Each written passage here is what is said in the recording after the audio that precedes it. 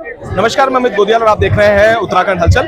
तो इस समय शहर के बीचों बीच हम मौजूद हैं और पीछे हम देख सकते हैं कि राज्य शिक्षक संघ का एक बड़ा हुजूम जो है मुख्यमंत्री आवास कूच की ओर जा रहा है। सबसे पहले वार्ता करेंगे जो राज्य के शिक्षक संघ के प्रांतीय अध्यक्ष हैं उनसे और उनसे जानेंगे उनका क्या कुछ कहना है। और हमारे साथ जो राज्य के शिक्षक संघ के अध्यक्ष हैं राम सिंह जी। राम सिंह जी, सड़कों पर आज तमाम जो शिक्षक हैं अलग अलग जिलों से यहाँ पहुंचे हुए हैं और मुख्यमंत्री आवास कूच का आपका निर्णय था आप सभी लोगों का, पर बीच में ही रोक दिया गया है। पहले तो वो कारण मैं जानना चाहूंगा और लोग भी जानना चाहते हैं कि शिक्षक को क्यों मजबूरन सड़कों पर उतरना पड़ा आज। लगभग 2 साल पहले हम यहाँ चुन के आए थे जी, और उसके 4 तारीख को माननीय शिक्षा मंत्री जी ने 4 अगस्त को जी 4 अगस्त 2023 को माननीय मुख्यमंत्री जी ने एक बैठक बुलाई थी, जिसमें हमारे प्रांतीय कार्यकारिणी, दोनों मंडल कार्यकारिणी और 13 जनपदों के अध्यक्ष मंत्री सम्मिलित थे। पूरा शिक्षा विभाग का महकमा सम्मिलित था, हमारे सचिव थे, डीजी थे, स्वयं शिक्षा मंत्री जी थे और उन्होंने आश्वस्त किया था कि मैं 90 दिन के अंदर आपकी पदोन्नति कर दूंगा। जितने भी मसले 34 सूत्रीय मांग पत्र हमारा था, अधिकांश आप सहमति बनी थी, लेकिन मुझे 20 साल इस संगठन में होगा, मैं दूसरी बार प्रांतीय अध्यक्ष हूँ। लेकिन मैं दुर्भाग्य कहूंगा कि इस राज्य निर्माण में सबसे महत्वपूर्ण भूमिका शिक्षकों की रही, कार्मिकों की रही और इस प्रदेश में सबसे उपेक्षित वही है। हम भूखे रहे, डंडे खाए और दुर्भाग्य आप देखो कि मुझे 34 साल एक ही पद के हो गए, जहाँ था वहीं रिटायर हो जाऊंगा मैं अगले साल। 60 साल उम्र शुरू हो गई। इससे बड़ा दुर्भाग्य इस प्रदेश के लिए क्या हो सकता है। अपने आप तो ये कहाँ से कहाँ पहुँच गए, लेकिन शिक्षक 30 साल दुर्गम में पड़ा हुआ है, 35 साल एक ही पद पर के सेवानिवृत्त हो रहा है। कोई कायदे कानून नहीं है।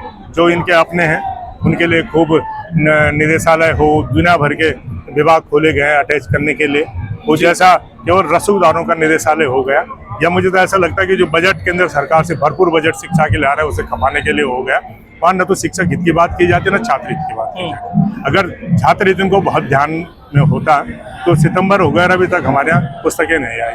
बिल्कुल। और एक विद्यालय से आप लगा सकते हैं कि 8-8, 9-9 जो महत्वपूर्ण विषय हैं वो टीचर हमारे बीएलओ लगाए हैं। हमने कई बार इसकी मांग की। बताओ, इतना बड़ा सचिव हमारा, इतना सीनियर आदमी, इतना विद्वान आदमी, और अपने शिक्षक को बीएलओ ड्यूटी से नहीं बचा सकता है। हमारे निदेशक हैं, इतने बड़े पद पे हैं, तो अपने शिक्षक को बीएलओ ड्यूटी से नहीं बचा पा रहे, तो कहाँ का छात्र है। तो मैंने बात की थी कि जो मंत्री जी से बैठक हुई थी, लेकिन उसके बाद आश्वासन से अलावा कुछ नहीं मिला। अच्छा राम सिंह जी, सबसे बड़ी समस्या यही है शिक्षकों की, जो आपने बोला बीएलओ ड्यूटीज या अन्य वीआईपी ड्यूटीज में क्या है, शिक्षकों को भेज दिया जाता है। तो एक तो करिकुलम में एक रुकावट, उसके साथ साथ जो आपने कहा बुक्स का, जो अभी तक किताबें नहीं मिल पाई हैं, तो किस तरीके से हो पाएगा। एक तरफ सरकारी नहीं ना, दिक्कतें हो गई है कि हमारे उत्तराखंड के जितने भी उच्च पदस्थ हों, चाहे वो माननीय मंत्री हों, मुख्यमंत्री जी हों या अधिकारी हों हमारे, वो सब सरकारी स्कूलों से पढ़े हुए। बिल्कुल।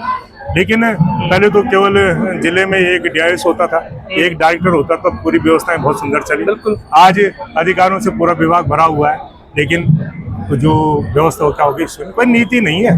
जब सोचो आप कि जब 2 वर्ष में 8 निदेशक किसी विभाग में बदल दिए गए, बन गए, तो सोचेगा कहाँ से। बिल्कुल। कितने 24 महीने होते हैं, 24 महीने में 8 महीने अगर आप उसे लगाते रहो तो कितना होगा, 8 या 24। बिल्कुल है 3-3 महीना उसे काम करने को। 3 महीने में क्या सोचेगा वो, कैसे छात्र हित की बात करेगा, जो छात्र संख्या घट रही है कैसे उसकी बात करेगा, या इस तरह हमारा ढांचा होना चाहिए, शैक्षणिक ढांचा होना चाहिए, क्यों बच्चे स्कूल छोड़ रहे हैं, क्या भौतिक संसाधन है कि नहीं। और दूसरी बात, एनजीओ ने क्या कर दिया हमारे विद्यालय में, वो एनजीओ हमें ट्रेनिंग दे रहा है। जो मेरा शिक्षक ट्रेंड है पूरा, एमएससी बीएड है, एमएड है, पीएचडी है, उसको एक एनजीओ वाला ट्रेनिंग दे रहा है, जो कुछ नहीं है। वो झोला उठाए 24 घंटा घूम रहे हैं, वो तो ऐसी हो गई जैसे उन्हें पूरी व्यवस्था को क्या करते हैं, चक्कर दिया। तो कहाँ सी व्यवस्था बनेगी। तो प्रोफेशनलिज्म का नाम दे दिया गया है उसे, जो कोर्सेज शिक्षा चलाए जा रहे हैं। अरे वो तो कुछ नहीं है, आपको कुछ प्रोफेशनल, वो क्या प्रोफेशनल देंगे जो अपने आप ही नहीं है। अगर आप योग्य होते तो कहीं अच्छी जगह नौकरी लगते हैं, 3-4 हजार की, 10-15 हजार की नौकरी कर रहे हैं।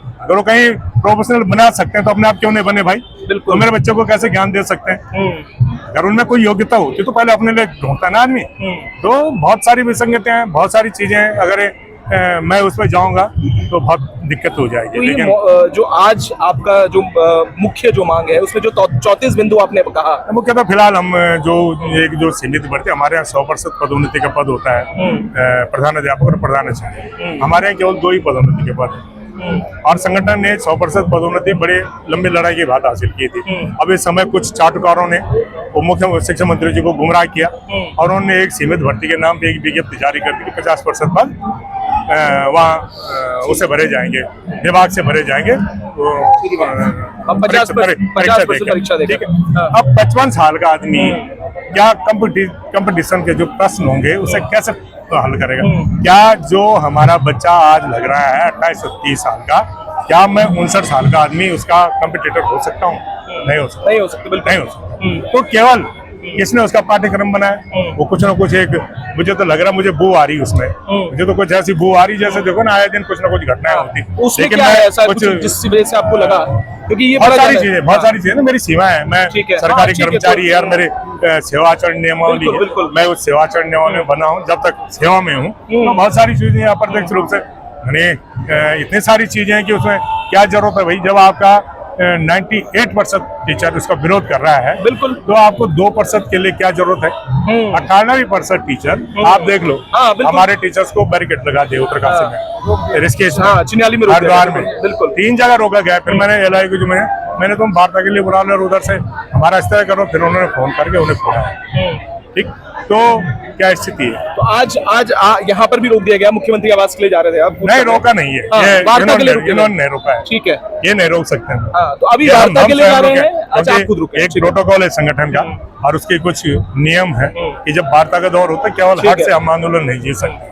हम एक प्रोटोकॉल के तहत जो हमारा शीर्ष मुखिया है, मुख्यमंत्री जी ने हमें बुलाया है, तो हमारा बनता है कि हम निश्चित रूप से उनकी बात सुने। 2 साल से हमें मिलने नहीं दिया गया उन्हें। अच्छा, 2 साल से? और हमने कई बार अभी अगर क्या ऐसी चीज होगी जिससे ये आपका जो आंदोलन है, हमारे फिलहाल 3 चीजें, ठीक है, स्थानांतरण प्रारंभ किया जाए, हमारी पदोन्नति किया जाए 100%, और जो सीमित भर्ती से निरस्त किया जाए। 3 बिंदु हमारे महत्वपूर्ण है। 3 बिंदु पे माननीय मुख्यमंत्री जी सहमति देते हैं तो निश्चित रूप से मैं शिक्षकों के बीच आकर उन्हें बातचीत करूंगा और जो अन्य मांगे हमारी उनके लिए कुछ निश्चित समय देके कि कब तक वो पूरी हो जाएगी छोटी छोटी चीजें, उसके बाद ही हम निर्णय लेंगे। नहीं तो अगर नहीं होता है तो फिर हम वहाँ। ठीक है, बहुत शुक्रिया। तो ये थे राम सिंह जी, जिन्होंने साफ कहा है जो 3 मुख्य जो मांगे हैं उसको लेकर मुख्यमंत्री जी से मुलाकात हो रही है और वार्ता चल रही है।